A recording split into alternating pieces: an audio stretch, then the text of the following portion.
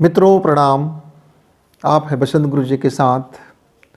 हम चर्चाएं कर रहे थे अपने जीवन में यदि कुछ आमूल-चूल बदलाव लाना है, कुछ क्रांति यदि घटित होना है, तो उस क्रांति के पथ में चलने से पहले यानी साधना से सिद्धि के मार्ग को पकड़ने से पहले, अपनी इस यात्रा को शुरू करने से पहले यदि उसकी कुछ भाव भूमिका समझ आ जाए, कुछ हम पूर्व तैयारी कर लें, कुछ ऐसे ही प्रयोजन कर लें, कुछ नियोजन कर लें, कुछ समायोजन कर लें, दृष्टि को थोड़ी सी साफ सुथरा कर लें, आँख में जितने भी कचड़े हैं उसको ज़रा दवा डाल करके ठीक ठाक कर लें, ताकि देखने की जो तरीका है, नज़र है मेरा साफ साफ रहे, नज़रिया भी मेरा साफ साफ रहे, मेरी सोच भी बड़ी साफ साफ रहे।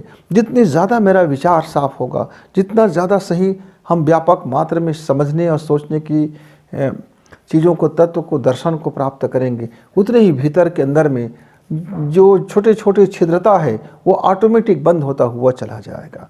गुरु जी ये कहते थे कि आप अपने घड़ा को जितने चाहे आप छिद्र को बंद कर लो, जितने चाहे आप रिपेयरिंग कर लो, चाहे सॉलिड मटेरियल से रिपेयरिंग कर लो, वो बार बार उखड़ जाएगा, क्योंकि वो छिद्र है। एक बार जो छेद हो गया, उसको आप जब बाहर से कोई काम करते हैं तो बर्तन में एक दाग छोड़ जाता है। लेकिन यदि आप कुछ ऐसा उपक्रम कर लो कि बर्तन स्वयं को बंद करना शुरू कर ले, जैसे घाव मेरा चमड़ी में बन जाता है, तो मेरी त्वचाएं क्या करती हैं, अंदर से एक ऐसा रसायन निकालता है और वो त्वचाएं स्वयं को खुद से भरना शुरू कर देते हैं। लेकिन घाव बड़ी गहरी हो, घाव बहुत चोट हो, तो वहाँ एक चिन्ह छूट जाता है। तो मेडिकल में क्या करते हैं डॉक्टर लोग, फिर उस चिन्ह को छिपाने का, यानी कि बिल्कुल जो चमड़ी है चमड़ी जैसे बनाने का, फिर दवाई याद कर लिया। अब आजकल ऐसा सर्जरी है, चोट है, ऑपरेशन है, अब आपको निशान नहीं दिखाई देता। बहुत गहराई में सूक्ष्म पड़ताल करने पर वो निशान दिखाई देती है। मित्रों, ऐसे जीवन में हम बहुत बार बाहरी कोशिश करते हैं कि मेरा जो घड़ा का छिद्र है वो बंद हो जाए, पर होता नहीं है। हम बहुत बार कोशिश करते हैं कि मन भक्ति मार्ग में लग जाए, पर फिर लौट करके वो न जाने कब किसी दूसरे मार्ग को पकड़ लेता है। हम बहुत बार कोशिश करते हैं कि मैं मंत्र जप करता रहूँ और मेरा ध्यान मंत्र जप में लग जाए, पर न जाने कब मेरा चित्त और मेरा मन और मेरी क्रिया व्यवहार, मेरे क्रियाकलाप, मेरे जीवन की गतियाँ अपनी डाइवर्ट हो चुका होता है, मालूम ही नहीं होता। जब मालूम होता है तब तक काफ़ी देर हो चुका होता है। ये मैं अपनी बात बता रहा हूँ मित्रों, और मेरे जैसे बहुत से मित्रों की आत्मकथा ही है। वो कहानियाँ हैं, वो राइटिंग में नहीं करते, वो थोड़ा सा दुनिया क्या कहेगी, मेरी सच्चाई जान जाएगा तो थोड़ी सी आत्ममंथन, आत्मचिंतन को पोटली में छिपा कर रख लेते हैं। दिखाने की ज़िंदगी अलग हो जाता है और वास्तविक ज़िंदगी अलग हो जाता है, भेद रह जाता है। क्या है कि जब आप अपनी सच्चाई किसी को बताओ तो जग हंसाई होता है, और पूरी जग में ऐसे ही लोग भरे पड़े हैं, लेकिन जग हंसाई तो हो जाता है, कोई बात नहीं। तो साधना यदि आप करना चाहते हैं, तो साधना से सिद्धि के मार्ग में जो तीसरा सबसे बड़ी शक्ति है, आप रुकावट कह लीजिए, बाधा कह लीजिए, या आप उसको पावर हब कह लीजिए, या स्प्रिंग कह लीजिए, जो आपको उस अदृश्य शक्तिशाली बनाने के लिए एक साधना से सिद्धि के लिए रस है। मित्र, आप रस को इग्नोर नहीं कर सकते। रस हमारे जीवन में बड़ा प्रभावी है। रस हमें साधना से सिद्धि तक भी पहुंचा देता है, और यही रस जो है सिद्धि से लौटा करके हमको पाताल लोक में फेंक देता है, पददलित कर देता है, हमारी ऐसी तैसी करके रख देता है, पूरी ज़िंदगी को कचरा भी बना देता है, पूरी की पूरी ज़िंदगी पचड़ा में फंस जाता है। अब रस के पीछे कौन कौन दीवाना नहीं है। अब देखिए ज़रा, मैं अपने उन दिनों की बात बता रहा हूँ जब मैं अपने जीवन में इन तमाम चीज़ों में, प्रश्नों में, उथल पुथल में था। मतलब घनघोर मेरे दिमाग में कई तरह के जज्बात और कई तरह के प्रश्न उठा करते थे। नौजवान था, पढ़ा लिखा व्यक्ति, एजुकेटेड व्यक्ति, उस एजुकेशन प्राप्त करने के बाद उसके अंदर में एक खलबली आ जाता है, आग लग जाती है, विचार की आग लग जाती है, सोच की आग लग जाती है, समझने के लिए आग लग जाती है। कोई चीज़ समझ न आए तो बेचैनी हो जाता है। और मैं ऐसे थोड़े अधीर व्यक्ति, मैं थोड़ा क्रोधी व्यक्ति, मैं थोड़ी तुनक मिजाज व्यक्ति, थोड़ा सा अहंकारी व्यक्ति, थोड़ा सा अभिमानी व्यक्ति, तो मेरे अंदर में तो और ज़्यादा उबाल मारने लगा। तो मैंने देखा कि ये रस की दीवानगी पूरी की पूरी संसार है, पूरी की पूरी संसार है। और मैं एक वेद का वाक्य पढ़ रहा था, तो उसमें जो रस की बात कही गई है वो बिल्कुल भिन्न था, लेकिन हमारे मनुष्यों ने या हमारे शुभचिंतकों ने या हमारे वैदज्ञ लोगों ने या हमारे पंडित लोगों ने, हमारे पुरोहित लोगों ने, जो मंचस्थ लोग होते हैं, जो आज बड़ी बड़ी हमारे कुंडलिनी जागरण से लेकर के हमारे सिद्धि के मार्ग तक पहुंचाने की बात कहते हैं और बड़ी यशगान गाते हैं, बड़ी गुणगान गाते हैं। किसकी गुणगान गाते हैं? किस में रहो तो मैं बड़ा चक्रव्यूह में फंस गया, विचारों के तंद्रा में आ गया और मैं उनींदा हो गया और मुझे लगा कि या तो मैं कंफ्यूज हूँ, मेरी समझ में कुछ बात नहीं आ रही। क्या बात था? एक रस से कहता है कि दुनिया का जो रस है बेकार है। अच्छा, कौन सी रस बेकार है? भाई जो आपकी रसना को नहीं भाता है वो रस बेकार हो गया। तो जिह्वा बदनाम, रसना बदनाम, क्योंकि इमली देखते ही आपके जीभ में पानी निकल आता है, क्योंकि इमली का जो गुण है आपके आँख ने संवेदना ग्रहण किया और जिह्वा के उस रसायन को सक्रिय कर दिया जो इमली के जो खटाई से आता है।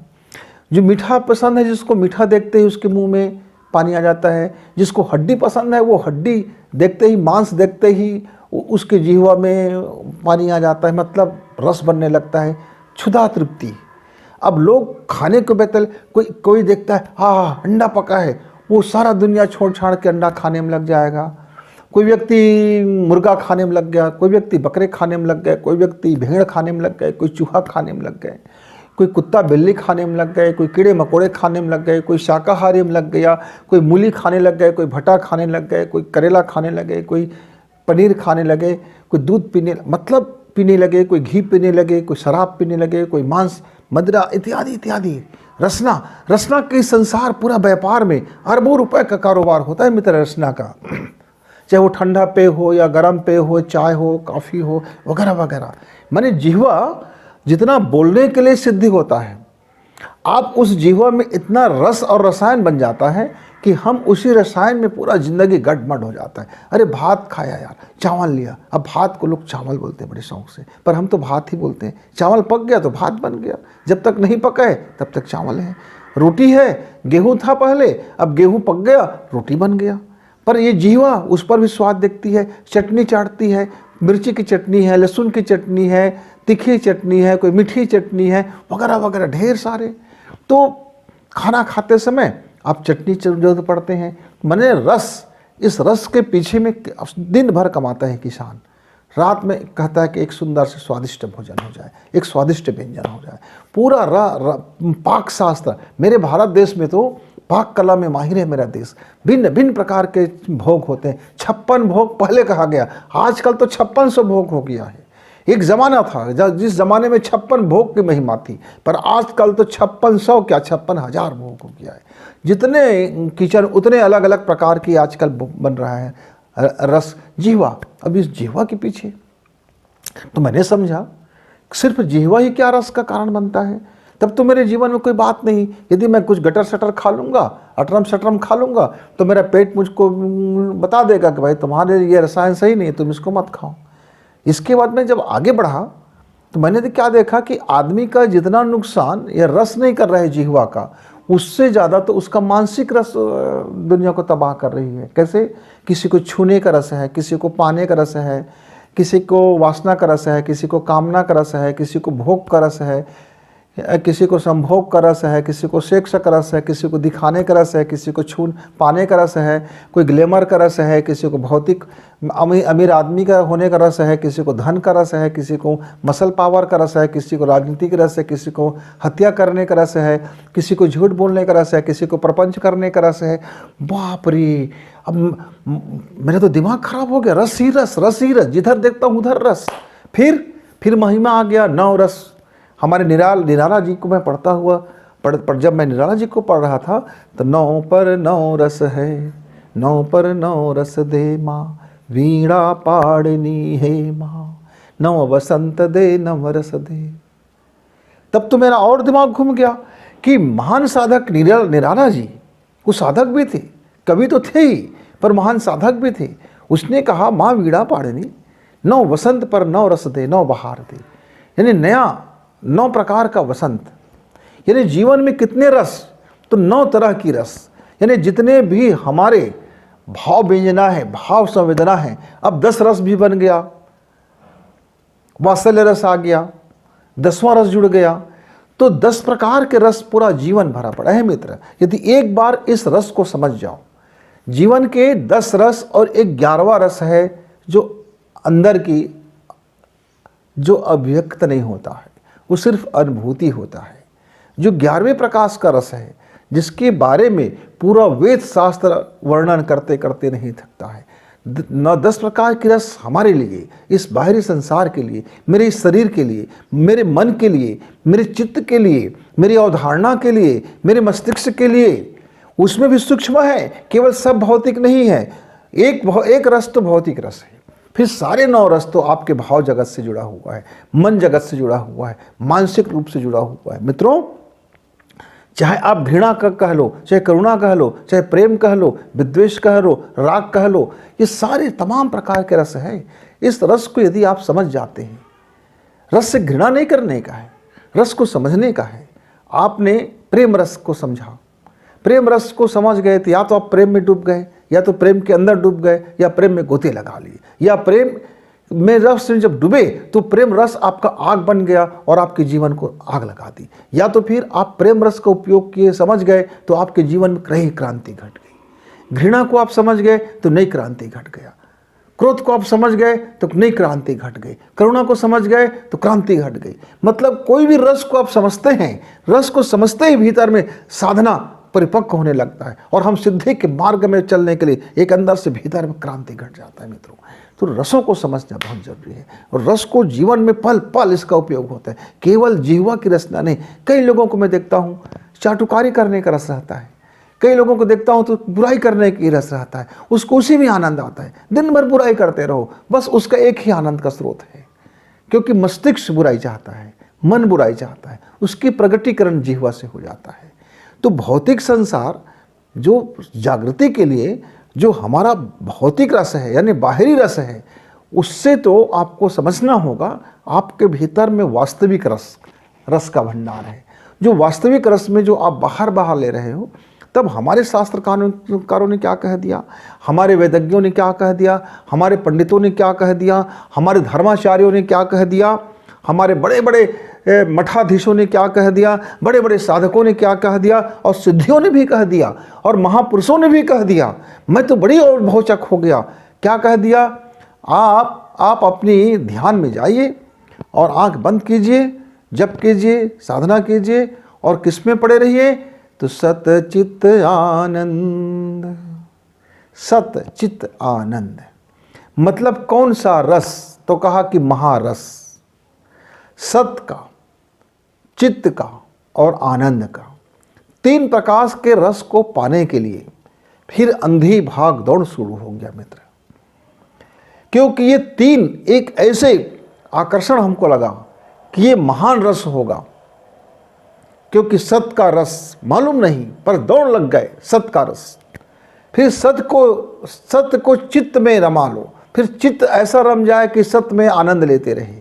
आनंद रस, ये आनंद रस ने बड़ी गड़बड़ कर दी। लोगों ने कहा मुझे जिस चीज़ में आनंद मिलेगा वो मेरा आनंद रस है। किसी को भजिया में आनंद मिल गया, किसी को समोसे में आनंद मिल रहा है, किसी को रसगुल्ले में आनंद मिल रहा है, किसी को गाली देने में आनंद मिल रहा है। तो ये आनंद रस बड़ी बखेड़ा खड़ा कर दिया मेरे जीवन में। मैं फिर घूम फिर करके वही ढाक के 3 पात हो गया, वहीं आ गया, लौट गया कि ये रस में मैं रहूं कि रस से बाहर जाऊं, कि रस मेरे लिए क्या प्रभावी है, या रस मुझको किस तरह से गटमट कर देता है, या रस मेरे लिए कितना महान चीज़ हो जाता है। तब मैंने नए सिरे से मैंने क्या किया, फिर अपने जीवन में मैंने पहले प्राण रस को समझना शुरू किया। मित्रों, मैंने देखा कि मैं सबसे ज़्यादा प्रभावी कौन है, मन को कौन प्रभावित करता है? चित्त। चित्त को कौन प्रभावित करता है? मस्तिष्क। मस्तिष्क को कौन प्रभावित करता है? ब्राह्मी चेतना। चेतना को कौन प्रभावित करता है?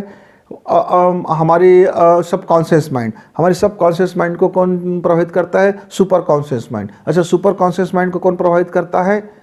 तो एक ऐसी माइंड जिसके बारे में हम नहीं कह सकते। अच्छा, जो नहीं कह सकते उसको कौन प्रभावित करता है? तो जो वही चैतन्य जो चेतना और पदार्थ, जड़ और पदार्थ में जो चेतना उत्पन्न कर दे, माने एनर्जी, जो प्राण एनर्जी है, जिसको प्राण भी कह सकते हैं।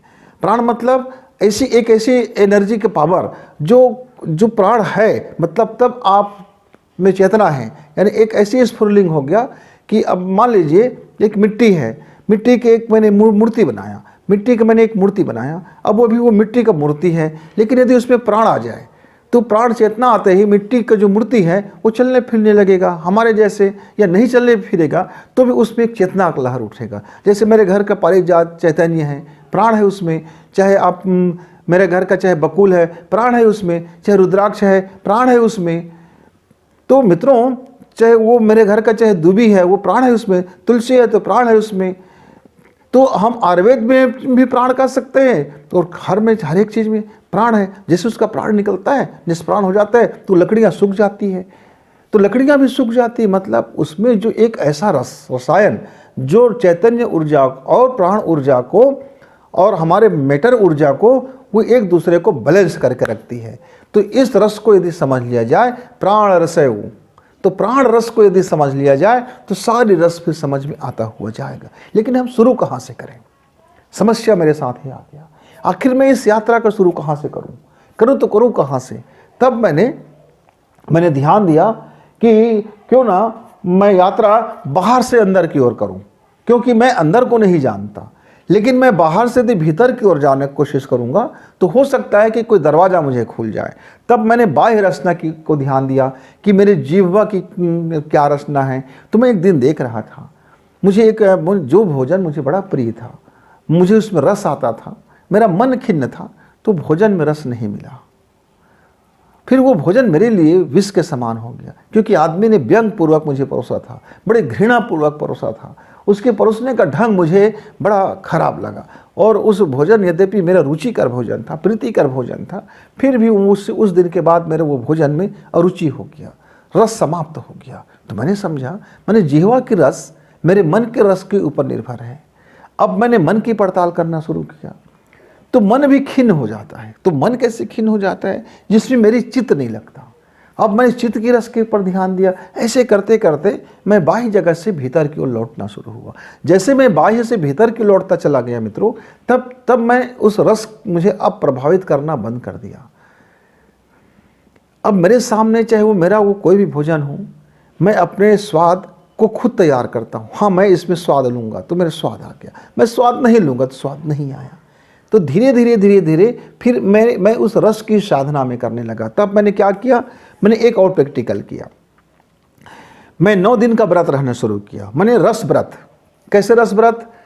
कि भैया मैं 9 दिन तक के बिना नमक और बिना मिर्ची का और बिना तेल का सब्जी खाना, एक व्रत बन गया। अच्छा, फिर 9 दिन तक मैंने सिर्फ उसमें नमक डाल के खाने का व्रत किया। फिर नमक छोड़ दिया, मिर्ची डाल दो, फिर इसका व्रत किया। फिर हल्दी निकाल दो यार, और दोनों सारे चीज़ पड़े। ऐसे छोटे छोटे प्रयोग करता गया, और अपने जिह्वा को और अपने मन को एक बात के लिए राजी करता चला गया कि स्वाद वस्तु में भी है। कब? जब मैं उस वस्तु से परिचित हूँ। वैसी तरह से स्वाद मेरे मन में भी है। कब? जब मेरे मन उस आग्रह को पहले से परिचित है, जानता है। लेकिन मेरी जो यात्रा होगा अपरिचित से होगा, मैं जिसे नहीं जानता हूँ। तब मैं उसमें कैसे रस लूँ? तब मैं सत्य को नहीं जानता। फिर मेरा चित्त फिर सत्य में कैसे रहेगा? क्योंकि सत्य, जहाँ हम सत्य की यात्रा में जाएंगे तो चित्त को भी वहाँ से हमको हटा देना पड़ेगा। जब तक मेरा चित्त रहेगा तब तक मैं सत्य की उपलब्धि मुझे नहीं होगा। क्योंकि कबीरदास कहा जाते हैं, भैया एक म्यान में 2 तलवार कैसे रहेगा? जब तू थे तब मैं नहीं, और जब मैं हूं तब तुम नहीं। जब सत्य है तो चित्त कहाँ होगा, और जब चित्त है तो सत्य कहाँ होगा, और जब सत्य और चित्त है तो फिर आनंद भी कहाँ होगा, और जब आनंद है तब फिर सत्य और चित्त कहाँ होगा? क्योंकि आनंद तो फिर सब में होगा। इस जिह्वा की रस में भी आनंद होगा, और खट्टा में भी आनंद होगा, तीखा में भी आनंद होगा, कड़वा में भी आनंद होगा, जहर में भी आनंद होगा, अमृत में भी आनंद होगा। तो आनंद की परिभाषा आप किसी सीमा में नहीं रख सकते, क्योंकि आनंद कोई सीमा से बंधा हुआ शब्द नहीं है। क्योंकि आनंद एक प्रकार का रस है। किसी को भोग में आनंद आ रहा है, किसी को शोक में आनंद आ रहा है, किसी को दुख में आनंद आ रहा है, किसी को खुशी में आनंद आ रहा है। दुख भी उसके लिए खुशी है, खुशी भी उसके लिए दुख है। परिस्थितियाँ उसे बताती है कि अभी उसका खुशी दुख में है कि दुख में उसको खुशी है। परिस्थितियाँ जन्य, तो परिस्थिति का रस हो गया। तो बहुत सारे रस की परिभाषा हम जानते ही नहीं है, बहुत सारे रस से हम परिचित ही नहीं है, लेकिन जीवन उससे बना हुआ है। तो रस है वह प्राण, तो प्राण रस में डूबा हुआ है। जैसे ही हम रस से प्राण को अलग करते हैं, यानी प्राण को रस के ऊपर में लाते हैं और हम कहते हैं कि यह प्राण जो है अब तू रस लेना बंद कर, जिह्वा के रस बंद कर, आँख का रस बंद कर, कान का रस बंद कर, यानी बाह्य रस हम तमाम ताम हम करते हैं बाह्य रस से। चटनी मत चाटो, साधक हो, भटा मत खाओ, साधक हो, ये मत खाओ, साधक हो, ये मत देखो, साधक हो, ये मत पहनो, साधक हो, ऐसा मत आराम करो, साधक हो, खड़ाऊ पहन के चलो, साधक हो, जूता मत पहनो, साधक हो, कपड़े उतार दो, साधक हो, गालियाँ बक दो, साधक हो, नहीं गालियाँ मत बको, साधक हो, तालियां बजाओ, साधक हो, मत तालियां बजाओ, साधक हो। रस की जटिलता में हम उलझ जाते हैं। मेरी लाइफ की 3 बरस यानी 1000 दिन, अब सोचिए 3 बरस यानी 1000 दिन, और हर दिन का यदि मैं घंटा निकालूं तो 24,000 घंटे से ऊपर जाता है। 2 लाख से ऊपर के समय मेरा बर्बाद हुआ, ऐसा मैं कह सकता हूँ। या मैंने अध्ययन किया, मैं ऐसा भी कह सकता हूँ। या रस में पड़ा रहा, ऐसा भी कह सकता हूँ। या रस में उलझा रहा, मैं ऐसा भी कह सकता हूँ। रस की रसायन में को अध्ययन करने में लगा दिया। 24 घंटे, 3 साल जीवन का, तब जाकर की रस की थोड़ी सी बात समझ में आया। जब हम कहते हैं सत्य चित्त आनंद रस में डूबे रहो, तो वह भी एक रस है। लेकिन बाहरी तमाम नकारात्मक रस जो हमें और हमारे जीवन को बुराई की ओर ले चले, नुकसान की ओर ले चले, मेरी आत्मा को अधोपतन की ओर ले चले, उससे अच्छा है कि मैं सकारात्मक रस में अपने को स्थिर करूं। मैं उस रस की ओर बढ़ूं जो रस मुझे लुभाता है। मतलब रस तो सबको लुभाता है। एक रस लोभ के कारण हमारा जीवन पतन में आता है, और एक समझदारी वाले रस के कारण हमारा जीवन उत्थान की ओर आता है। जैसे भक्ति भी एक रस है, ज्ञान का उपार्जन भी एक रस है, मंत्र जप करते हैं तो भी एक रस है, हम साधना करते हैं तो भी वो एक रस है। तो जिसमें आपका मन, चित्त और मस्तिष्क और आपकी ऊर्जाएं जिस रस को ग्रहण कर ले और उस रसमय हो जाए, तो फिर वो साधना आपके लिए सिद्धि बन जाएगा। मंत्र आप जप रहे हैं तो मन से यदि आपने जपा लेकिन चित्त नहीं रमा, मस्तिष्क ने साथ नहीं दिया, आत्मा ने साथ नहीं दिया, रूह ने साथ नहीं दिया, कर्म ने साथ नहीं दिया, अंदर के किसी कोने में कोई चीज बचा रह गया, वो रस में नहीं डूबा, वो रसाबोर नहीं हुआ, अब उसके भीतर में कुछ न कुछ सड़ने लगा, तो अच्छा से अच्छा रसगुल्ला भी आप फेंक दोगे। क्योंकि रसगुल्ला तभी बनता है जब रस में वो पूरी तरह से भीग जाए। जलेबी तभी स्वादिष्ट आता है जब रस में पूरी तरह से चाशनी में डूब जाए। मित्रों, आप सब्जियां भी खाते हो तो आप पकाते हो तो रस में पूरी तरह से डूब जाती है, तब आपको सब्जी में आनंद आता है। मतलब जिंदगी में आप साधना भी करो यदि, लेकिन रस उस साधना में रस ना हो तो फिर वो रूखा और सूखा और पाखंड के अलावा कुछ नहीं है, फिर वो आपको सिद्धि तक कभी नहीं पहुंचाएगा। लेकिन आपको यदि साधना में रस आने लगा, मंत्र जप में रस आने लगा, चिंतन में रस आने लगा, वैराग्य में रस आने लगा, रस तो वो भी है, राग वो भी है, वैराग्य भी एक तरह की राग है, लेकिन ये राग, ये अटैचमेंट, ये दूसरी तरह से है। परमार्थ में रस आने लगा, अपने स्वार्थ को परमार्थ के साथ जोड़ दिया, तो अलग अलग तरह के रस है मित्र। तो बिना रस को समझे मैं यदि मंत्र जप करूं, मैं बिना रस को समझे प्राणायाम भी करूं, मैं बिना रस को समझे यदि मैं रूप ध्यान करूं, मैं बिना रस को समझे नाम जप करूं, मैं बिना रस को समझे यदि समर्पण करूं, मैं बिना रस को समझे यदि गुरु को मैं जाकर के चरणों में सिर झुकाऊं और मेरा गुरु कहे कि तुम्हारे भीतर में कौन सा रस है कि जो तुम मेरे काम के हो, क्या रस को छोड़ दोगे क्या? मेरे कई मित्र कहते हैं रस को त्याग दो, तो मैं बड़ा भावचक हो गया, मैं रस को त्याग दूंगा तो बचेगा क्या? जीवन में बच क्या गया? मैं जीवन से यदि रस को निकाल दिया तो फिर मेरे पास बच क्या गया? मैं इसीलिए तो आया हूँ गुरु के चरणों में कि मुझको या तो रसाबोर कर दो, या रस ही रस कर दो, या रस से बाहर ही कर दो, लेकिन एक चीज कर दो। हम उसको कहते हैं बिल्कुल शुद्धता कर दो, प्योर। या तो मैं रस ही रस हो जाऊं, या तो मैं पूरी रस ही मेरे जीवन से समाप्त हो जाए। तो रस जब निरस हो जाता है जीवन, तो उस व्यक्ति डिप्रेशन में चला जाता है। आप देखते हैं ना, कहते हैं जिंदगी में कोई रस नहीं है भाई, बड़े लोग हताश रहते हैं। और मेरे बहुत से साधक बंधुओं को रस नहीं आता मंत्र जप में, जप करते रहता है, लाभ है इसमें, साधना करते रहता है। क्या है? लाभ के लोभ में फंसा व्यक्ति साधना करता है, और जैसे जैसे उसको लगता है कि मुझे लाभ नहीं हो रहा है, फिर साधना से उसे विरक्ति होने लगती है। फिर विरक्ति के रस में वो डूब जाता है, राग के रस में डूब जाता है, लोभ के रस में डूब जाता है, वासना के रस में डूब जाता है, कामना के रस में डूब जाता है, रस में डूब जाता है, पहले से कहीं और ज़्यादा डूब जाता है, पहले से कहीं और ज़्यादा नीचे चला आता है। क्योंकि जो व्यक्ति जितना ज़्यादा ऊपर उठेगा, जब वो गिरेगा तो उतना ज़्यादा ही वो नीचे की ओर, तलहटी की ओर और नीचे की ओर गिरेगा। ये गुरुत्वाकर्षण का नियम है, ब्रह्मांडी नियम है। मान लीजिए एक व्यक्ति 1000 फीट ऊंचा उठ गया, अब वहां से वो गिरेगा तो उसकी जो चुंबकीय शक्ति है उसे नीचे धरातल में, रसातल में 1000 फीट नीचे गिरा देगा, क्योंकि ऊपर उतना ही उठा था। और जब वो गिरेगा तो उसका भार उसको और नीचे रसातल में ले जाएगा। और जो व्यक्ति 10 फीट ऊंचा उठा है वो गिरेगा तो नीचे ही 10 फीट जाएगा, और जो व्यक्ति उठा ही नहीं है वो क्या गिरेगा, क्योंकि वो तो है उसी में। इसलिए जब कोई साधक बंधु के जीवन में कीचड़ उड़ता है तो लोग बहुत मात्रा में हो जाते, अरे यार वो आदमी ऐसा था, हम तो ये सोचे थे महात्मा है, हम तो सोचे थे साधु है, हम तो सोचे थे चरित्रवान है, हम तो सोचे थे उसके अंदर में दिव्यता है। वो इतना गंदा आदमी निकल गया, इतना घटिया आदमी निकल गया, इतना बेहया आदमी निकल गया। अरे उससे तो अच्छा कुत्ता कमीना है, कम से कम कुत्ता को मालूम तो है कि वो कुत्ता है।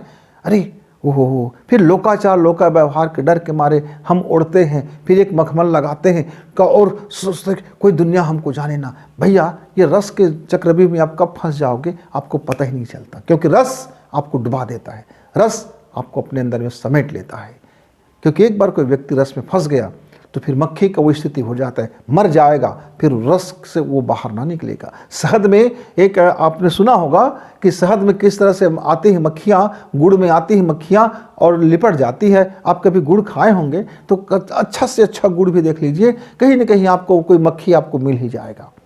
आप एक धेला उठा लीजिए गुड़ का, 1 किलो गुड़ का एक भेला उठा लीजिए, उसमें कहीं ना कहीं एक छोटा सा मक्खी आपको कहीं ना कहीं मिल जाए, क्योंकि न जाने कब वो रस के अंदर डूब चुका होता है, उसका प्राण त्याग दिया होता है। शहद में आप देखते हैं कितने बार त्याग आते हैं। और पतंगा को आग में रस है, जलता हुआ दीपक के पास आता है, पतंगा अपना प्राण त्याग देता है। चलो शहद में तो मधु है, आप कह सकते मीठा है, पर पतंगा तो आग का रस है उसमें। तो जिसको जिसमें रस है भाई, कोई ज़रूरी नहीं है कि उसको उसका रस है। आप देखे हैं डुमर का फल देखते हैं, अंदर में कीड़े रहता है, कहाँ से पहुँच जाता है, उसको उसी में रस है। कमल फूल के अंदर भौरे जाते हैं, दम तोड़ देते हैं, उसी में रस है। वो भौरा जो कठोर से कठोर चीज़ को छेद कर दे, कमल के मामले पंखुड़ी को छेद नहीं कर सकता, दम घुट जाता है उसका, क्योंकि उसमें रस है उसका। वो कमल के नाजुक पंखुड़ियों में उसको जो आनंद है वो डूब जाता है, उसी में दम तोड़ देता है। तो रस में आप या तो दम तोड़ोगे, या तो फिर रसातल में जाओगे, या तो रस ही रस में रहोगे, या तो रस से जब उठोगे तब रस से ऊपर उठोगे मित्रों। तो रस से रसातल भी बनता है, और रस से रसमय भी बनता है, और रस से रसोमय प्राणः बनता है, और रस से फिर रस से ही रस बन जाता है। आनंद भी रस है, दुख भी रस है, प्रेम भी रस है, घृणा भी रस है। तब रस को समझिए। एक बार आप रस के फॉर्मेट को समझ जाते हैं, रस को समझ करके यदि आप साधना में लीन होते हैं मित्र, तो फिर जो साधना का रस है आपका, फिर जीवन में वो सिद्धि तक पहुंचा देता है। एक रस मात्र आपको साधना से सिद्धि तक पहुंचा देता है। तब फिर आपको शब्द का रस मालूम होगा, तब ज्ञान का रस मालूम होगा, तब मंत्र का रस मालूम होगा, तब अंदर के सारे रसों से आप परिचित होंगे। तो जो रस की शक्तियाँ हैं वो जब रहस्य प्रकट करते हैं मित्र, तब आपको ऑटोमेटिक वो रस के शक्ति का रहस्य ही आपको सिद्धि तक पहुंचा देता है। क्योंकि तब आपको मालूम है कि आप कौन से रस में हो अभी। तब वही रस आपका आनंद में यदि डूब जाता है, तो चित्त यदि आनंद में डूब जाता है, तो चित्त में आनंद डूबता है। कब डूबेगा? क्योंकि चित्त का आनंद को आपको समझना होगा कि चित्त का आनंद रसातल में डूबा हुआ है, तो आप नीचे उतरते चले जाओगे। चित्त का आनंद यदि वासना में डूबा हुआ है तो फिर वासनाग्रस्त हो जाओगे। चित्त का आनंद यदि पाखंड में डूबा हुआ है तो आप पाखंडी बनते चले जाओगे। चित्त का आनंद यदि आपको दुनियादारी को वैभव दिखाने में लगा रहेगा, दुनिया दिखाऊं दिखाऊं दिखाऊं, तो उसमें आप डूबते रह जाओगे। तो समझना पड़ेगा मित्रों, इससे कोई उपाय नहीं, समझने के अलावा और कोई उपाय नहीं। रस को न तो छोड़ा जा सकता है, न रस को त्यागा जा सकता है, और न ही तो रस को से लड़ा जा सकता है। सिर्फ रस को समझा जा सकता है। आपकी समझ, रस के प्रति आपकी सही सच्ची समझ, सही समझ, व्यापक समझ आपके रस को, शक्ति को उजागर करता है। और जिस दिन आप अपने रस की शक्ति को समझ जाते हो और रस को समझने के बाद आप अपनी साधना करते हो मित्र, तो वो एक ही साधना आपको सिद्धि तक पहुंचा देता है। चाहे जीवा का रस हो, भोजन का रस हो, प्रेम का रस हो, भावना का रस हो, तप का रस हो, जप का रस हो, निराकार हो जाने का रस हो, सब कुछ पा लेने का रस हो, सब कुछ छोड़ देने का रस हो, सब रस है, सब रस से बना हुआ है। तो रस को छोड़ देना यानी निरस हो जाना भी एक रस है कि मैंने सारी रस छोड़ दिया। तो छोड़ देने का रस वो भी एक रस है, क्योंकि आपको उसमें रस आ रहा है, मजा आ रहा है। छोड़ देने का रस, आप बता रहे दुनिया को मैंने इसे छोड़ दिया, मैंने बताने का रस है। मैंने ये पा गया, तो ये भी बताने का रस है कि मैंने ये पाया, वो भी एक रस है। मैं ये त्याग दिया, वो त्याग दिया, ऐसे जब आप बताते हो ना तो एक रस है आपको। मैंने ये छोड़ दिया तो बताने का रस हो गया। मित्रों, ये रस के चक्रव्यूह में जो व्यक्ति फंस जाता है तो वही व्यक्ति, अर्जुन ही रस से बाहर निकल सकता है। और जिसका सारथी कृष्ण होगा, परमात्मा जिसका सारथी होगा, सखा होगा, गुरु नहीं, सखा।